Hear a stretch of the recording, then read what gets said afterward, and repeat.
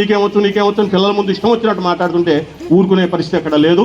ఎక్కడికైనా సరే రెడీ రండి, సెమినార్ పెట్టండి, వస్తాను. రామలింగ శాస్త్రి అనేవాడు ఎక్కడ పడితే అక్కడ అనవసరంగా మాట్లాడితే మాత్రం ఊరుకునే ప్రసక్తే లేదు. అక్కడ రండి, ఎక్కడ మాట్లాడదాం అక్కడ మాట్లాడదాం. ఏ కూచిపూడి గురించి ఏ మాటలు మాట్లాడదాం ఆ మాటలు మాట్లాడదాం.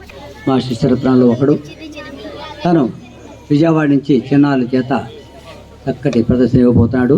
ఒక్కసారి కలతాలతో ఈ చిన్నారులందరినీ ఆచరించినట్టుగా ప్రార్థన.